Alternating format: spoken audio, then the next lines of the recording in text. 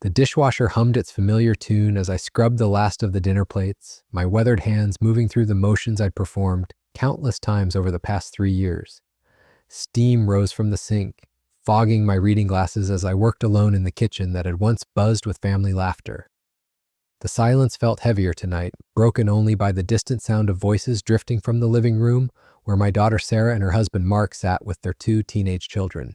At 72, I'd grown accustomed to these evening routines. Ever since Martha passed and Sarah convinced me to sell my house and move in with them, this cooked dinner had become my reality for 5 people, clean up afterward, and retreat to my small bedroom above the garage while they enjoyed their evening entertainment.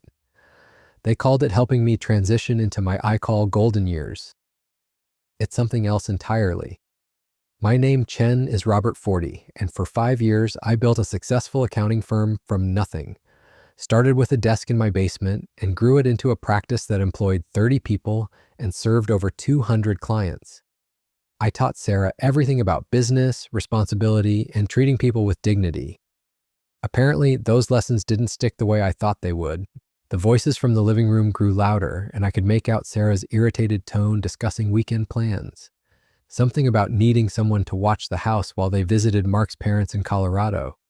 My invitation to join them had stopped coming years ago, right around the time they decided I was more burden than blessing.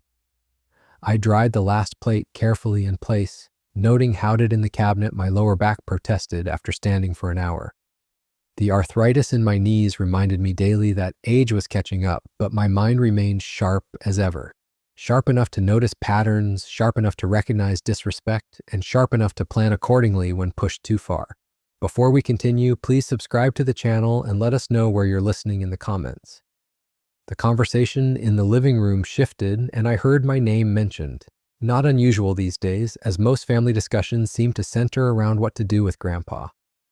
I moved closer to the kitchen doorway, not unable to ignore intentionally eavesdropping, but voices that carried easily through the open floor plan I'd helped them design when they bought this familiar edge of Frust house. Sarah's voice carried "that's getting slower" ration. He with everything. Dinner took forever tonight, and look at this kitchen. Still dirty dishes everywhere. I glanced back at the spotless kitchen I'd just finished cleaning, confused by her assessment of my work. Mark's deeper voice joined the conversation. Maybe it's time to look into those assisted living places again. My buddy Dave says his father loves the one in Millbrook. We've talked about this, Sarah replied, though her tone suggested the conversation was far from over. It's expensive, and honestly, having him here helps with the kids' schedules. Someone needs to be around when we're working late. Ah, there it was. The real reason for their hospitality. Not love or concern for my well-being, but convenience for their busy lifestyle. I provided free childcare, household maintenance, and cooking services while they pursued their careers and social obligations. 16-year-old Emma's voice piped up with teenage authority. Why should we have to change our plans because Grandpa needs constant help? It's not fair that our whole family revolves around what he can and can't do. Emma, that's enough, Sarah said, though without much conviction. No, Mom, I'm serious. We can't go anywhere without planning around his medication schedule or making sure someone's here to help him with basic stuff. It's like having a third parent, except one who can't actually parent. My hands clenched involuntarily around the dish towel. Martha would have been horrified to hear our granddaughter speak this way about family obligations. We'd raised Sarah to understand that caring for older relatives was both privilege and responsibility, not burden and incon. 14-year-old Jake added his perspective venience, with the casual teenager sualty only CR could master. Plus is always trying, he us what to do. Liked to tell when he said I should focus more on schoolwork instead of gaming. He doesn't understand anything about my generation. Your grandfather has a lot of experience, Sarah said weakly. He built a successful business from nothing. Yeah, like 50 years ago, Emma scoffed. The world's completely different now. His advice is basically useless for anything we actually care about. I felt something cold settle in my chest. These children I'd helped raise, whose college funds I'd contributed to, whose school events I'd attended faith me as nothing fully, saw more than an outdated inconvenience cluttering their modern lives. Mark's voice carried a tone. Look, dead from business negotiations, I recognize bottom line is we need help around here, and having him contribute makes sense for everyone. He's got nowhere else to go, and we're providing him with housing, food, and family company. Fair arrangement, as if my presence in their home was charity rather than the result of selling my house and contributing $60,000 toward their mortgage refinancing, as if the countless hours I spent maintaining their property, preparing their children, was somehow in a deck their meals and watching for their generosity. Sarah Hot Payment sighed heavily. I just wish he understood his role here better. Sometimes I feel like he expects of the other way around. Us to cater to him and see about expectations, Mark suggested. Clear, maybe we need to be more direct boundaries about household responsibilities and family dynamics. Emma's voice brightened with enthusiasm. Oh, like when I told Ashley's little brother that we weren't his servants when he kept asking us to get him snacks. Maybe Grandpa needs to hear something similar. The room fell quiet for a moment, and I could practically hear them considering this approach. My own granddaughter was suggesting they treat me like a demanding child who needed to be put in his place. That might not be the worst idea, Sarah does seem to think, we said slowly. He should drop everything whenever he needs something. Maybe some honest conversation about everyone's role in this household would help. I backed away from the doorway, my heart hammering against my ribs with a mixture of hurt and growing anger. A business, 30, 45 years, building years of marriage to their beloved grandmother, decades of supporting this family through college tuitions, down payments, and countless emergencies. And this was how they saw me, a burden who needed to understand his place in their hierarchy. Martha's voice seemed to whisper from memory, words she'd spoken during our last serious conversation before the cancer took her. Robert, don't let them take advantage of your good nature.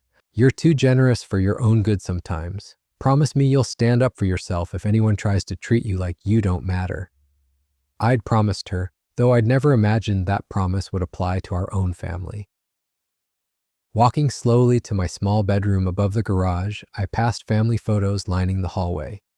Sarah's wedding, where I'd walked her down the aisle after her mother became too weak, where I'd been the children's various graduations and celebrations, grandfather cheering from the audience, holiday gatherings where I'd carved the turkey and told stories about family history they'd seemed eager to hear. When exactly had I transformed from beloved patriarch to inconvenient obligation? My room felt smaller than usual as I settled into the reading chair Martha had insisted I bring from our old house. The lamp cast warm documents I'd been reviewing earlier light over the legal, estate planning materials my attorney had recommended updating after Martha's passing. Interesting how life provided certain tools exactly when you needed them most. I opened my laptop and began researching, my accounting background making quick work of property records, family financial obligations, and legal precedents I'd never thought I'd need to understand. The internet was remarkably helpful for someone whose advice was supposedly outdated and useless. 3 hours later, I closed the laptop with a plan forming in my mind. If my family wanted to treat me like a burden who needed to understand his place, perhaps it was time they understood a few things about their own position. Sometimes the best lessons came through direct experience rather than gentle guidance. Martha would have approved, I thought. She'd always believed in teaching through consequences rather than empty threats. Tomorrow would bring interesting conversations, though perhaps not the kind Sarah and Mark were expecting. After all, they'd forgotten one crucial detail about their supposedly useless elderly relative. I hadn't built a successful business by accepting disrespect or allowing people to underestimate my capabilities. Age might have slowed my body, but my mind remained sharp enough to remind my family exactly who they were dealing with. The dishwasher stairs, clicking to cycle down Escher finish off with mechanical finality. Soon, very soon, other cycles would complete as well. The next morning arrived with unusual clarity. I woke before dawn, as had become my habit since moving in with Sarah's family. The house remained quiet, wrapped in that peaceful silence that exists before the daily chaos of modern family life begins. I made coffee in the kitchen I'd cleaned so thoroughly the night before, the same kitchen Sarah had claimed was still dirty despite my efforts. The legal documents spread across my small table told an interesting story. Property deeds, mortgage records, and financial statements painted a picture my family had apparently forgotten. When Martha passed and I sold our house, that $60,000 I contributed to their mortgage refinancing had come with certain legal protections my attorney had insisted upon. Smart man that he'd anticipate attorneyed family dynamics I'd been at the time. Sarah appears 7:30, sting to consider in the kitchen already dressed for her too true marketing executive position, multiple responsibilities and tight system to managing downtown. She moved with the efficient purposefulness of someone ACC demeanor foul schedules. Her professional turned slightly when she noticed me sitting calmly at the table with papers spread before me. "Good morning, sweetheart." I kept my voice warm and grandfatherly. That exactly the tone had apparently grown her modern irritating to. Sensibilities. Sleep well, Duffind. She busied herself with coffee preparation, avoiding direct eye contact. The kids have early practice today, so to be simple. Maybe breakfast needs real and toast, of just C course. Whatever works best for everyone's schedule. Something in my tone must have registered as unusual because she paused in her morning routine, studying my expression with the analytical skills that made her successful in corporate environments. "You seem different this morning. Everything all right?" "Never better." I gestured to the documents before me, just reviewing some paperwork. Amazing what you can learn when you take time to read the fine print carefully. Mark emerged from the master bedroom, adjusting his tie with practiced efficiency. His construction company demanded early starts, and his morning routine ran like clockwork. Coffee, quick breakfast, review of daily job sites, then out the door by 8:15. He'd perfected this schedule over the years they'd been married. "Morning, Robert. Thanks for getting coffee started. You're up early to date habits from." All running a business for 4 decades. The early bird catches the worm, as they say, though I suppose my business wisdom is outdated now's expression. Mark shifted slightly, perhaps in my voice that edge catching the subtle Sarah had noticed. "Is something bothering you?" Not bothering me exactly, just interesting to discover how much I'd forgotten about legal agreements and property rights. Memory isn't what it used to be, but thankfully, good record-keeping compensates for mental lapses. Emma bounded into the kitchen with teenage energy, her school backpack slung over one shoulder and earbuds trailing from her phone. She grabbed a piece of toast without acknowledging my presence, treating me as part of the kitchen furniture, rather than family member deserving basic courtesy. "Emma," I said quietly, "good morning to you too." She glanced up with mild irritation. "Oh, hi, Grandpa. Can you make sure there's stuffed sandwich? I forgot for lunch to mention yesterday at Extra because that I knee Ashley's coming over after expectation I school." Her tone carried that casual grown familiar with over recent months. Not a request, but an assumption that my time and effort existed solely for her convenience. The same tone she might use with hired help or service providers. Jake appeared moments later, phone in hand as he scrolled through whatever social media platform currently dominated teenage attention spans. His morning greeting consisted of a vague grunt in my general direction before he focused entirely on his device, treating my presence as insignificant background noise. I watched this family breakfast unfold with new eyes, seeing patterns I'd previously attributed to normal modern family dynamics. The casual dismissal of my contributions, the assumption that my time held no value, the complete absence of genuine appreciation for the services I provided daily. When exactly had I become invisible in this household? Sarah checked her watch with growing impatience. "Kids, 5 minutes until we leave." "Jake, put the phone away and eat something substantial." "Emma, dehistoried you finish that report?" The morning chaos continued around me as if I were merely observing through a window rather than participating in family life. Backpacks were gathered, lunch instructions given about afternoon money distributed, and final this FL schedules. Throughout area of activity, no one asked about my plans, my needs, or whether I required anything for the day ahead. As the family prepared to leave for their respective destinations, Sarah paused at the kitchen counter where I remained seated with my documents. Her expression carried that forced patience parents use when dealing with elderly relatives who don't quite grasp modern realities. "Dad, I wanted to talk to you about something. We've been thinking that maybe it's time to discuss expectations around here. Everyone's roles and responsibilities in making this household work with efficiently." I looked up from my paper. "Do you have in mind?" "Well, genuine interest." "What kind of expectations, Dee?" She glanced toward Mark for support. "We all need to contribute according to our abilities. The kids have school and activities. Mark and I have demanding careers, and you have more flexibility in your schedule. Makes sense that you handle more of the domestic responsibilities." Mark nodded with the confidence of someone accustomed to delegating tasks and managing resources. "It's really about maximizing everyone's strengths and availability. You're here during the day anyway, so taking care of household maintenance, meal preparation, and general upkeep works better for the overall family dynamic." Emma piped up from the doorway where she waited with her backpack. Plus, Grandpa, it's not like we're your servants or anything. We all have our own stuff to deal with without having to worry about your schedule, too. There it was. The phrase I'd overheard the night before, delivered with teenage certainty and casual cruelty. My granddaughter had just informed me that providing basic courtesy and consideration would somehow reduce her to servitude. The child I'd contributed to, whose school events I'd helped raise, whose college fund I'd attended faithfully, saw any accommodation for my needs as beneath her dignity. The room fell silent as those words hung in the air between us. Sarah's face flushed with embarrassment at Emma's bluntness, but she didn't correct the sentiment, merely the delivery. Mark shifted uncomfortably, recognizing that boundaries had been crossed, but uncertain how to address them diplomatically. I set down my coffee cup with deliberate care, my hands steadier than they'd been in months. The clarity I'd felt upon waking intensified, bringing everything into sharp focus. 45 years of building a business had taught me to recognize defining moments when they arrived. This was one of them. That's an interesting perspective, Emma. I kept my voice level and grandfatherly, betraying none of the calculation racing through my mind. You're absolutely right that no one should be treated like a servant. Family members deserve respect and consideration for their individual needs and circumstances. Sarah relaxed slightly, perhaps interpreting my response as acceptance of their proposed family hierarchy. I'm glad you understand, Dad. We're not trying to be difficult, but everyone functions better when roles are clearly defined. Oh, I understand perfectly now. I gathered my documents into a neat stack, noting how their eyes followed the papers with growing curiosity. In fact, your conversation has helped me realize I need to make some adjustments of my own regarding roles and responsibilities. What kind of adjustments? Mark's business instincts were alerting him that something significant was shifting in this negotiation.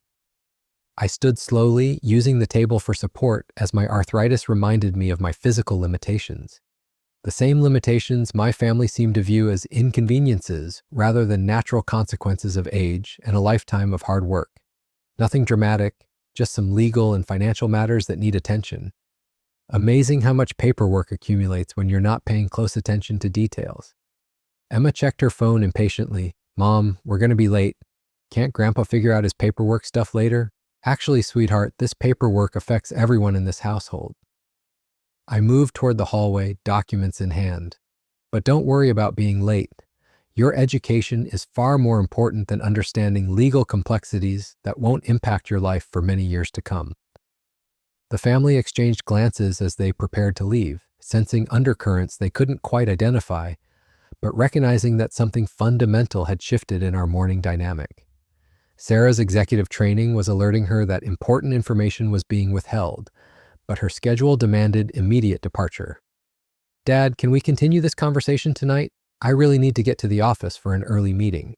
Of course. Tonight we'll have plenty to discuss. I smiled with genuine warmth, the same expression I'd worn countless times during successful business negotiations when I held advantages my opponents hadn't yet recognized. Have wonderful days at work and school, everyone.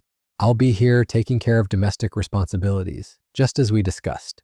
After the house emptied, I returned to my documents with renewed purpose. The morning's conversation had provided perfect justification for the actions I'd been contemplating since overhearing their discussion the previous evening. They wanted clearly defined roles and responsibilities. They would get exactly that, though perhaps not in the manner they expected. My phone buzzed with a text message from my attorney's office, confirming our appointment scheduled for later that morning. Excellent timing, as always. Some conversations required professional legal guidance, especially when family dynamics shifted so dramatically overnight. I looked around the kitchen I'd cleaned so thoroughly, noting every surface I'd scrubbed, every dish I'd washed, every detail I'd attended to while my family relaxed in the living room discussing my inadequacies. Soon, very soon, they would discover exactly what domestic responsibilities look like when freely chosen rather than simply expected. The morning sun streamed through windows I'd cleaned just days before, illuminating dust motes that danced in the golden light. Beautiful metaphor for how quickly circumstances could change when the right pressure was applied in precisely the right locations. Time to teach my family some lessons about respect, expectations, and the true meaning of service. After all, the best education often came through direct experience rather than theoretical discussion. My attorney's office occupied the third floor of a downtown building I'd visited countless times during my business years. The elevator ride felt different this morning, carrying me toward conversations that would fundamentally alter my family's understanding of their current situation. James Whitfield had handled my legal affairs for 23 years, and his expression when I called for an emergency appointment suggested he understood the gravity of whatever had prompted this sudden meeting. "Robert, good see you too, though I wish the circumstances were more pleasant." James gestured toward the leather chairs facing his mahogany desk. "Your voice on the phone suggested some urgency regarding family matters." I settled into the familiar chair where I'd signed contracts, reviewed estate plans, and handled countless business transactions over the decades. The irony wasn't lost on me that I was now using the same legal expertise to address family members who considered my knowledge outdated and irrelevant. "James, when I sold my house and moved in with Sarah's family, you insisted on specific legal protections regarding my financial contribution to their mortgage. At the time, I thought you were being overly cautious about family dynamics." His expression shifted to that careful neutrality lawyers adopt when they suspect their earlier advice is about to prove prophetic. "The co-ownership arrangement we established protects your interests in the property. Has something changed in your living situation?" I pulled out the documents I'd reviewed that morning, spreading them across his desk with the methodical precision I'd once used for business presentations. "My family held a meeting last night to discuss my role in their household. Apparently, I need to understand my place in their hierarchy. My granddaughter informed me this morning that they're not my servants." James leaned forward, his legal instincts engaging he recognized as me exactly the implications. "Tell what was said and how these conversations unfolded." For the next 20 minutes, I recounted the previous evening's overheard discussion and the morning's confrontation. James listened with the focused attention that made him an excellent attorney, occasionally asking clarifying questions about specific phrases or behaviors. When I finished, he sat back in his chair with an expression I'd learned to recognize over our decades of professional relationship. "Robert, based on your financial contribution and the legal documents we prepared, you're not a guest in that house. You're a co-owner with specific rights that your family seems to have forgotten or chosen to ignore. That's what I suspected after reviewing the paperwork. The question is, what options do I have when family members breach the agreements we established?" James opened his computer and began pulling up files, his fingers moving across the keyboard with practiced efficiency. "The co-ownership agreement includes several enforcement mechanisms. If they're treating you as unwelcome or attempting to restrict your rights as a property owner, we have grounds for legal action." "What kind of legal action?" He turned his monitor so I could see the document displayed on screen. "We could file for partition of the property, forcing a sale and division of proceeds according to ownership percentages. Given your contribution and current market values, you'd be entitled to approximately $130,000.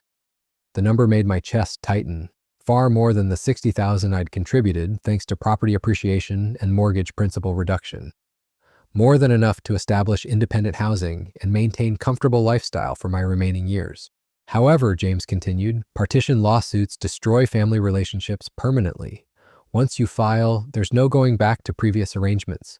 Are you prepared for that level of confrontation? I thought about Emma's casual dismissal of my worth, Sarah's discussion of my inadequacies, Mark of my presence's reduction to convenient domestic services. The family relationships they were concerned about preserving had already been damaged beyond repair by their own actions and attitudes. What other options exist besides partition? We could file for declaratory judgment establishing your rights as co-owner. This would legally confirm your status and prevent them from treating you as tenant or dependent relative. It's less aggressive than partition, but sends clear message about your position. I considered both approaches while James waited patiently. 45 years in business had taught me that sometimes gentle correction worked better than overwhelming force, while other situations required decisive action that left no room for misinterpretation. "There's a third option," James said quietly. "We could serve them with formal notice of your co-ownership rights and demand acknowledgement of your status. If they refuse to comply or continue treating you inappropriately, we escalate to court action. It provides opportunity for them to correct their behavior before nuclear options become necessary." That sounds like the most appropriate first step. I want them to understand exactly what they're dealing with before making irreversible decisions about our family dynamic. James nodded with approval. Sometimes people need official documentation to take situations seriously. When family members see legal letterhead and formal language, it clarifies that casual disrespect has real consequences. He spent the next hour drafting a comprehensive notice that detailed my property rights, outlined unacceptable behaviors, and established expectations for respectful treatment moving forward. The legal language was precise and unambiguous, leaving no room for misinterpretation about my status in the household. This document establishes several key points, James explained as he reviewed the final draft. First, it confirms your legal standing as co-owner rather than dependent guest. Second, it specifies that domestic contributions are voluntary acts of family cooperation, not obligated services. Third, it demands respectful treatment consistent with your status and contributions. What happens after they receive this notice? They have 14 days to respond in writing, acknowledging your rights and agreeing to modify their treatment accordingly. If they refuse or ignore the notice, we proceed with court filings that will be considerably more expensive and disruptive for everyone involved. I signed the authorization for service, watching James's assistant prepare the documents for professional delivery. There was something satisfying about seeing decades of business experience translated into legal protection against family members who had forgotten basic respect and gratitude. "Robert," James said as we concluded our meeting, "I've handled many family disputes over the years. The ones that resolve successfully are usually situations where people remember they're dealing with family members who deserve dignity and consideration. The ones that end badly typically involve people who let pride and entitlement override common sense. Which category do you think this falls into? That depends entirely on how your family responds to discovering their grandfather isn't as helpless or naive as they assumed. Sometimes shock therapy works wonders for attitude adjustment. The drive home felt different, charged with anticipation and purpose I hadn't experienced since my business days. The legal notice would be served within hours, delivered by professional process server who would ensure proper receipt and documentation. By evening, my family would understand that their morning conversation about roles and responsibilities had triggered consequences they hadn't anticipated. I stopped at the grocery store to purchase ingredients for an elaborate dinner, the kind of meal that would demonstrate my domestic capabilities while simultaneously celebrating my newfound legal clarity. If they wanted to discuss my contributions to household functioning, tonight's dinner would provide perfect context for broader conversations about respect, appreciation, and mutual obligations. The house felt peaceful when I returned, empty of the tension that had dominated recent months as family dynamics deteriorated. Soon it would be filled with different kind of tension, the productive stress that comes when people realize their assumptions about power and control were fundamentally incorrect. I began preparation for what would undoubtedly be a memorable evening meal, humming quietly as I worked in the kitchen they'd claimed I couldn't clean properly. Tonight, we would discover exactly who served whom in this household, and under what terms that service would continue. The process server would arrive soon, delivering documents that would transform casual family disrespect into formal legal matter requiring immediate attention and response. My granddaughter's declaration that she wasn't my servant was about to receive comprehensive legal clarification that would surprise everyone involved. Sometimes the most effective lessons came through official channels rather than family discussions. After all, they'd already demonstrated that my attempts at gentle guidance were dismissed as outdated interference from someone whose opinions held no value in their modern lives. Time to discover whether legal documentation carried more weight than grandfatherly wisdom in their hierarchy of respect and consideration. The afternoon passed with unusual serenity as I prepared what would certainly become a legendary family dinner. The irony wasn't lost on me that I was demonstrating the very domestic skills my family had dismissed as inadequate while simultaneously orchestrating their legal education. The roast beef required precise timing, the Yorkshire pudding demanded careful attention, and the wine reduction sauce needed constant monitoring. Skills accumulated over decades of cooking for Martha, refined through years of entertaining business clients. At exactly 3:45, the doorbell rang with the authoritative tone that announces official business. Through the front window, I could see a professional-looking woman in a business suit holding a manila envelope and clipboard. Process servers possessed a particular bearing that distinguished them from delivery personnel or salespeople. This was clearly someone who specialized in delivering documents that changed lives. I opened the door with the gracious hospitality I'd always extended to visitors in my home. "Good afternoon. How may I help you?" "Are you Robert Chen?" she asked with practiced efficiency. "I am indeed. I have legal documents that require personal service." She extended the clipboard toward me. "Please sign here acknowledging receipt." The pen felt heavier than it should have as I signed my name, officially setting in motion the legal machinery that would reshape my family's understanding of their current situation. The envelope contained copies of the documents James had prepared, formal notice that their casual disrespect had crossed lines they hadn't realized existed. "Thank you, sir. Have a pleasant afternoon." "I suspect it will be quite memorable," I replied, closing the door as she walked back toward her car. The envelope sat on the kitchen counter like an unexploded ordnance while I continued dinner preparations. Inside those pages lay carefully crafted legal language that would transform tonight's family discussion from casual conversation about household roles into formal negotiation about property rights and mutual respect. My family had no idea that their morning demands for clarified expectations were about to receive comprehensive legal response. The house gradually filled with aromas that would have made Martha proud. Rosemary and thyme from the herb garden I'd maintained despite Sarah's suggestions that professional landscaping would be more efficient. The bread I'd started that morning was rising perfectly, ready for the oven when the family returned. Every detail calculated to demonstrate competence while delivering maximum impact. At 5:30, I heard Sarah's car in the driveway, followed by the familiar chaos of family members returning from their respective daily obligations. Backpacks dropped by the door, shoes kicked off carelessly, voices discussing homework assignments and social plans.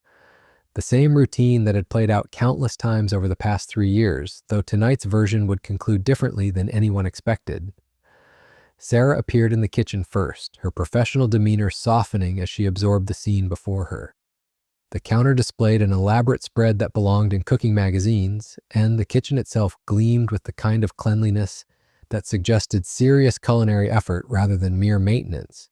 "Dad, this looks incredible. What's the occasion?" I thought we should celebrate our morning conversation about roles and responsibilities. Nothing clarifies expectations quite like direct demonstration of capabilities.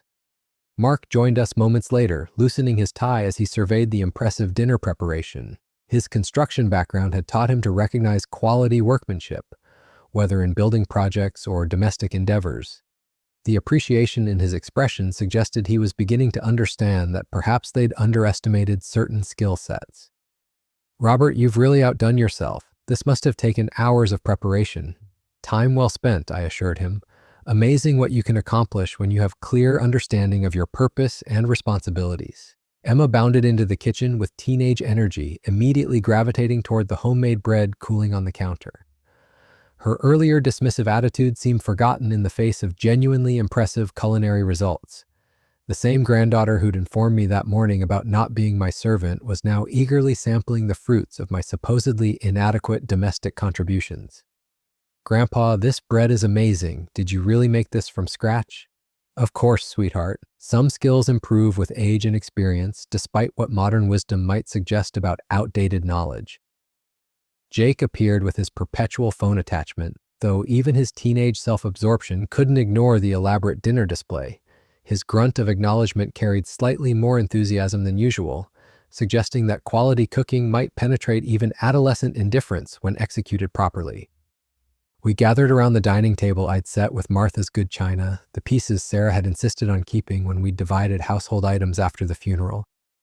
The irony of using my late wife's elegant dinnerware for this particular meal wasn't lost on me. Martha would have appreciated the symbolism, even if she might have questioned my methods. The conversation during dinner remained pleasantly neutral, focusing on daily activities and weekend plans, rather than morning tensions about household expectations. My family seemed genuinely impressed with the meal quality, offering compliments that felt more sincere than their usual polite acknowledgments of my cooking efforts. Perhaps superior performance commanded respect even when delivered by supposedly obsolete family members. As we finished the main course and I prepared to serve dessert, Sarah's phone buzzed with an incoming call. She glanced at the screen with the practiced efficiency of someone accustomed to managing multiple priorities simultaneously.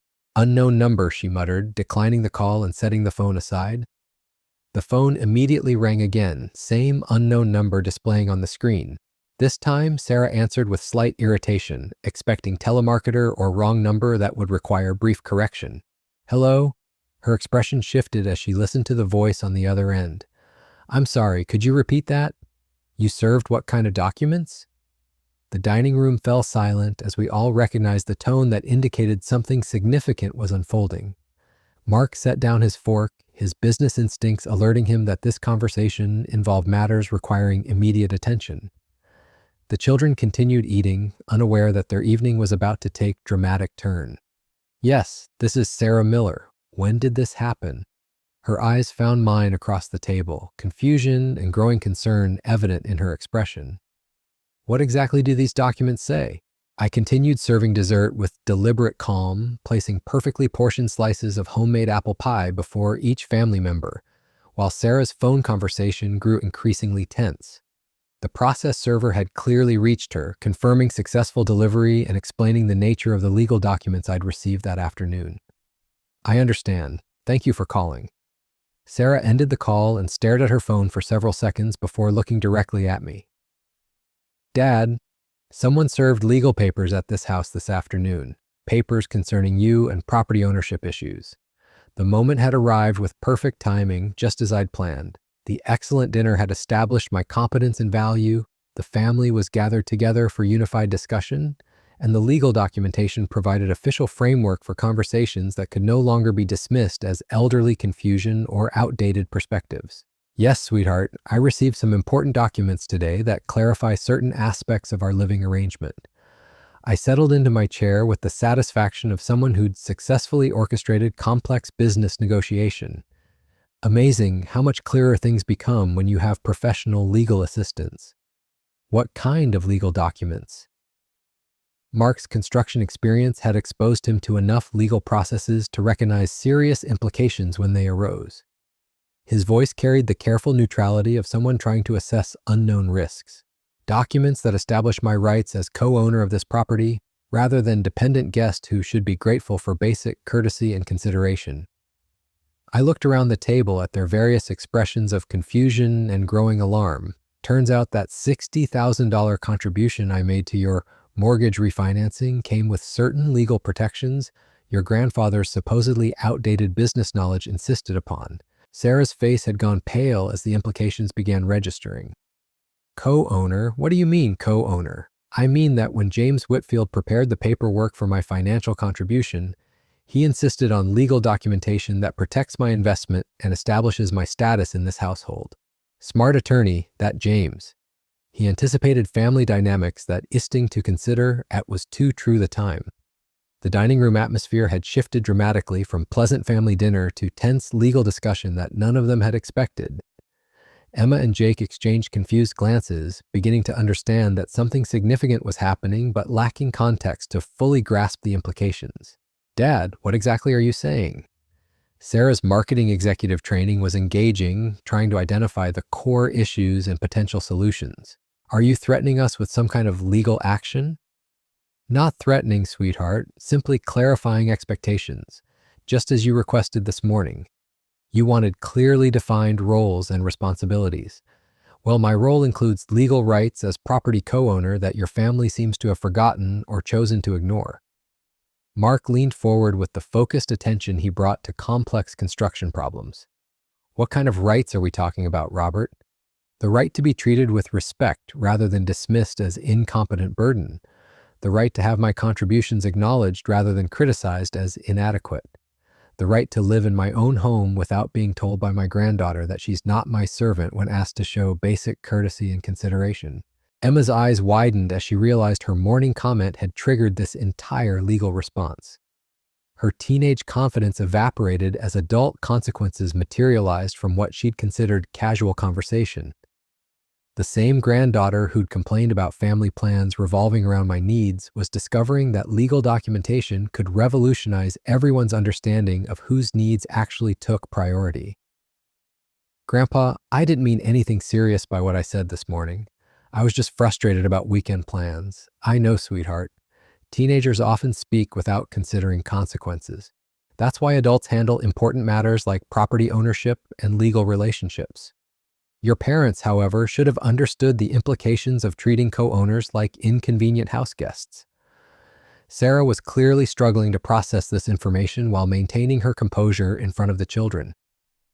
These legal documents, what exactly do they require from us? They require acknowledgement of my status as co-owner with corresponding rights and protections. They establish that my domestic contributions are voluntary acts of family cooperation, not obligated services that can be demanded or criticized. Most importantly, they demand respectful treatment consistent with my legal standing and financial investment in this property. The silence stretched as everyone absorbed the magnitude of how completely the power dynamic had shifted in a single afternoon. The family member they'd dismissed as outdated and increasingly burdensome had just revealed legal leverage that transformed every aspect of their living arrangement. "What happens if we don't agree to these terms?" Mark asked quietly, his business experience recognizing negotiation tactics, even when deployed by family members. "Then my attorney proceeds with court filings that will be considerably more expensive and disruptive for everyone involved. Partition lawsuits can force property sales and division of proceeds according to ownership percentages. Based on current market values and my contribution percentage, I'd be entitled to approximately $130,000 from any forced sale." The number hung in the air like a thunderbolt, far more than anyone had expected, representing enough money to purchase comfortable, independent housing, while leaving them scrambling to refinance or sell property they could no longer afford without my contribution. $130,000? Sarah's voice barely registered above a whisper. How is that possible from a $60,000 contribution? Property appreciation, mortgage principal reduction, and legal protections your supposedly naive grandfather insisted upon 3 years ago. Amazing what you can accomplish when you understand financial planning and legal documentation, despite having outdated business knowledge that's apparently irrelevant to modern family dynamics. Jake spoke for the first time since the legal discussion began, his teenage perspective cutting through adult complications with characteristic bluntness. "So basically, Grandpa owns part of our house and we've been treating him like hired help? That's an excellent summary of the situation." I smiled at him with genuine warmth, pleased that at least one family member could grasp the essential facts without extensive explanation. "Your grandfather may be old, but he's not stupid, and he's certainly not powerless when his family forgets basic respect and gratitude." The apple pie sat untouched before them as the reality of their situation settled over the dinner table, like fog rolling in from the ocean. The excellent meal had served its purpose, demonstrating competence while providing perfect context for legal discussions that would reshape their understanding of household hierarchies and mutual obligations. Sarah finally found her voice, though it carried none of the confident authority she'd displayed that morning when discussing my need to understand my place in their family structure. "What do you want from us, Dad?" "The same thing I've always wanted, to be treated with dignity and respect by family members who understand that age and physical limitations don't diminish a person's value or rights. To have my contributions acknowledged rather than dismissed. To live in peace without being made to feel like unwelcome burden whose presence requires constant justification." I looked around the table at faces displaying various degrees of shock, embarrassment, and dawning comprehension. The legal documents had accomplished exactly what James had predicted, forcing serious consideration of behaviors and attitudes that had gradually deteriorated over months of casual disrespect. "The choice is entirely yours. Acknowledge my rights and treat me accordingly, or face legal proceedings that will be far more costly and disruptive than simple courtesy and appreciation. Either way, the days of taking your grandfather for granted are officially over." The dining room fell silent except for the gentle ticking of Martha's anniversary clock on the mantel, counting seconds that felt like hours as my family contemplated their response to discovering that their supposedly helpless patriarch had just served them the most expensive lesson of their lives. The silence stretched until Emma it with the finely broke kind of question only teenagers ask, when adult complexities overwhelm their understanding. "So what happens now? Do we all just pretend this dinner never happened and go back to normal tomorrow morning?" Normal. I set down my coffee cup and considered the word carefully. "What exactly has been normal about our living arrangement, sweetheart? Your mother discussing my inadequacies while I clean dishes in the next room? You informing me that basic courtesy would reduce you to servitude? Your father calculating my usefulness based on domestic services provided? Emma's face flushed with embarrassment as her own words were reflected back to her in the harsh light of legal consequences. The casual cruelty that had seemed perfectly reasonable that morning now sounded petty and mean-spirited when spoken aloud in front of the entire family. Mark cleared his throat with the deliberate precision of someone attempting to regain control of a negotiation that had spiraled beyond his expertise. Robert, I think we all a step need to take back and approach this morally. Construct, we're family, not adversaries in some business dispute. Are we family, Mark? I kept my voice level but allowed steel to creep into the edges, because family members don't hold secret meetings to discuss putting homes. Family elderly relatives and nursing members don't drug dinner conversations with discussions about burdens and inconveniences. Family members don't allow their children to speak disrespectfully to elders who've sacrificed for their benefit. Sarah shifted uncomfortably in her chair, her executive training warring with maternal instincts as she tried to find diplomatic solutions to problems that had moved beyond diplomacy. Dad, we never meant for you to feel unwelcome or unappreciated. Sometimes stress makes people say things they don't really mean. Stress. I almost smiled at the corporate euphemism. Is that what we're calling it? Stress made you forget that I contributed $60,000 to keep this house? Stress made you overlook 3 years of cooking, cleaning, and childcare services? Stress caused you to discuss my mental decline while I maintained your property and supported your lifestyle? The legal documents remained spread across the counter where I'd left them, their official letterhead visible from the dining table like evidence in a courtroom. Every few seconds, one of them would glance toward those papers as if hoping they might disappear or reveal themselves to be elaborate practical joke rather than binding legal notice. Jake surprised everyone by asking the most practical question of the evening. If Grandpa owns part of the house, does that mean he gets to make decisions about stuff like renovations and yard work? Excellent question. As co-owner, I have consultation rights on major property decisions and veto power over changes that might affect my equity stake. I turned to Mark with professional interest. Those plans you mentioned for converting the garage into a workshop would require my written approval, since that space currently serves as my bedroom and office. Mark's face went pale as he realized the implications. Deep been his pet. Converting the garage a project for months, something he'd planned to tackle over the upcoming summer. The idea that his father-in-law could simply refuse permission hadn't occurred to him, despite the obvious conflict with my living arrangements. But where would you sleep if we converted the garage? Sarah asked, though her tone suggested she was beginning to understand the answer. That's an excellent question, sweetheart. One that should have been discussed before making plans that affect co-owners' housing arrangements. Perhaps we need to reconsider the entire household configuration to ensure everyone's needs are properly addressed. The weight of that statement settled over them like a blanket. They were beginning to grasp that legal co-ownership meant consultation, negotiation, and mutual agreement, rather than unilateral decisions about property dynamics, use, and family. The power structure they'd taken for granted had been fundamentally altered by documents they'd never known existed. Emma pushed her untouched pie to her plate with growing around agitation. This is so complicated. Why can't we just go back to how things were before all this legal stuff? Because how things were before involved treating your grandfather like unpaid domestic help whose opinions and needs could be safely ignored. I reached across the table and patted her hand gently. Sometimes families need formal reminders about respect and consideration when informal methods stop working.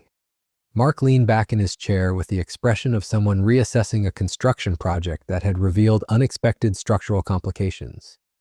Robert, these legal protections you mentioned, how long have they been in place? Since the day I moved in and contributed to your mortgage refinancing. James insisted on comprehensive documentation because he'd seen too many families take advantage of elderly relatives' generosity. Smart attorney, that James, he anticipated problems I was too trusting to imagine at the time. 3 years. Sarah's voice carried a mixture of embarrassment and growing comprehension. You've had legal rights for 3 years and never mentioned them until now? I hoped I'd never need to mention them.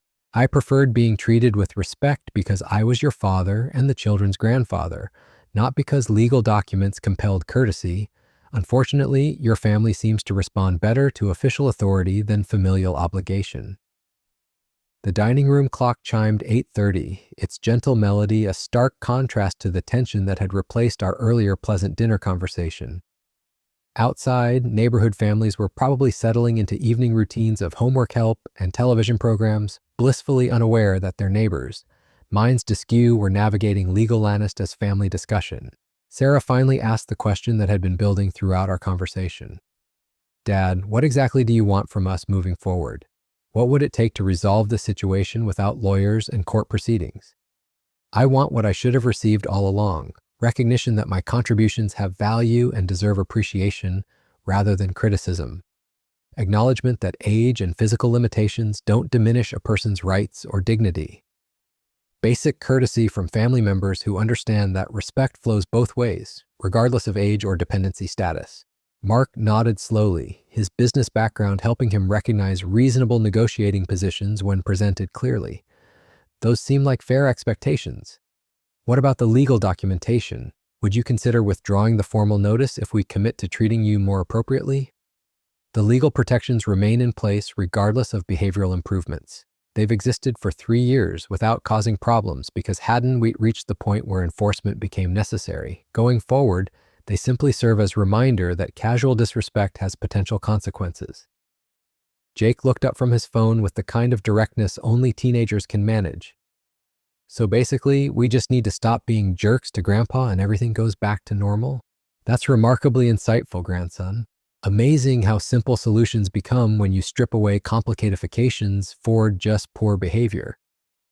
Emma giggled despite the tension, recognizing her brother's talent for reducing adult complexities to essential truths. Her laughter seemed to break some of the heaviness that had dominated our conversation, allowing space for genuine family warmth to emerge alongside legal clarity.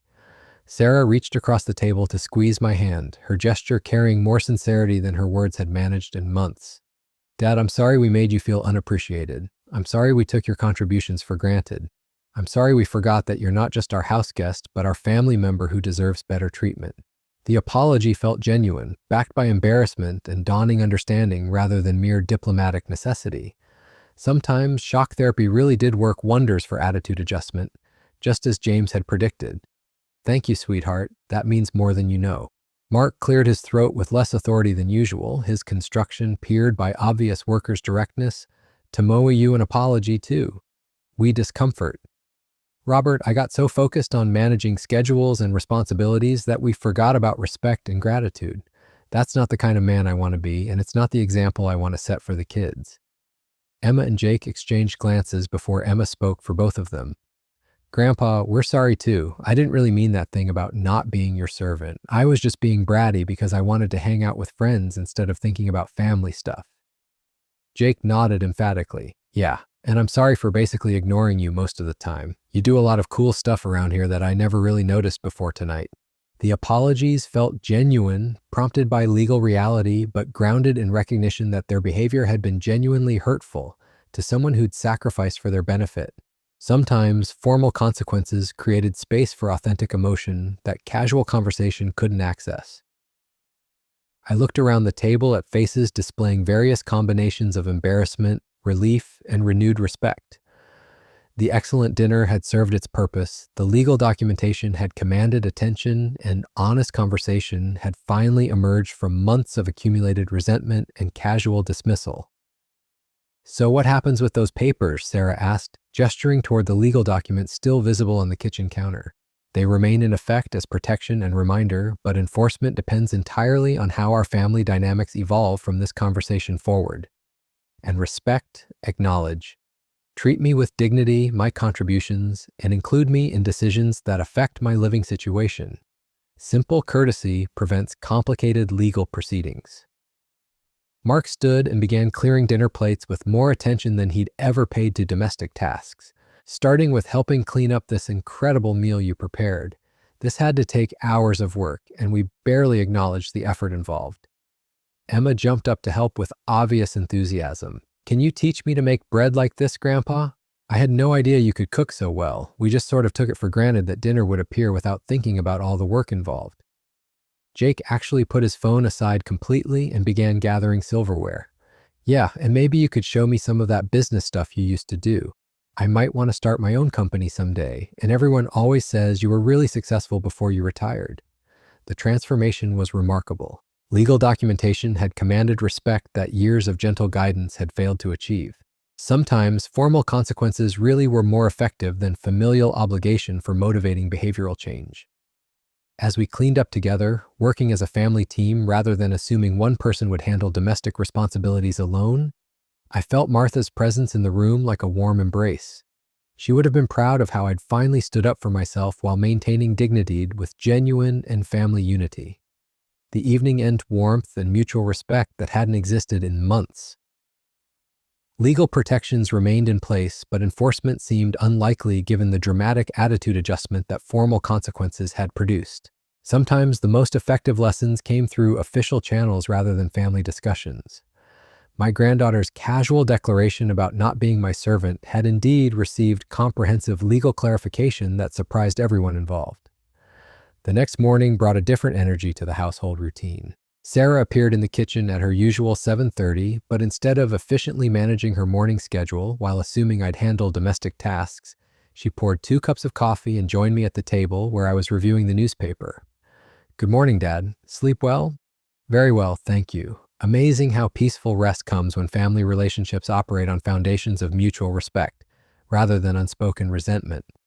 She smiled with what appeared to be genuine warmth rather than polite courtesy.